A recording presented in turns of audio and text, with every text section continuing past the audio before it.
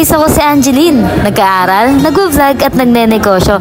A day in my life as a third year college student na puti. Unang pasok nga pala namin sa school neto ngayong 2025. Grabe ba kapag third year college ka talaga, sobrang busy nyo na. Para nga pala sa mga kapwa ko third year college dyan na nagtitisis din, sipagan at tiyagaan nyo lang. Dahil kagaya nga ng sabi ng advisor namin na si Ma'am Pat, hindi habang buhay magtitisis at mag-aaral. Dating yung pagkakataon na mamimiss din natin yung pag-aaral kapag nagtatrabaho na tayo. Maaga nga pala ako lagi umalis guys dahil taga Bulacan pa ako at ang school ko sa Maynila pa. Alis nga pala ako ng madilim tapos darating ako sa Maynila ng maliwanag na. Hindi na nga pala ako nakapag-video sa loob ng bus dahil natulog muna ako. Kapag kulang nga ako ng tulog sa bahay, bumabawi nga pala ako ng tulog sa may biyahe. Fast forward nga pala guys at andito na ako, naglalakad na ako malapit sa may CIT building. Pasensya na nga pala kayo guys kung nag-aabang kayo lagi ng vlog ko, pero ngayon lang ako nakakapag-edit kapag may free time. Super busy ko talaga, lalo ngayon may darating kami na pre-oral defense. Siyempre dahil maaga ako bumili ako ng almusal ko. At pagbalik ko nga pala sa room, ayan may mga iba na akong kaklase na maaaga rin. Shoutout and thank you nga pala sa mga teacher namin ngayong Monday dahil binigyan nila kami ng oras para matapos yung thesis namin. Busy nga kami lahat magkakaklase dahil pasahan na ng chapter 1 to 3 at naka-schedule na rin yung pre-oral defense. Marami pa nga akong i-edit guys, pero ito muna inuuna ko para makita nyo kung gaano ka-busy ang third year college student na food. Isha-shoutout ko nga pala ulit si Sir Edwin dahil inayaan niya kaming tapusin yung dapat namin tapusin. Nga pala guys, sa mga naku-curious kung saan ako nag-aaral, sa Iris Manila campus nga pala ako.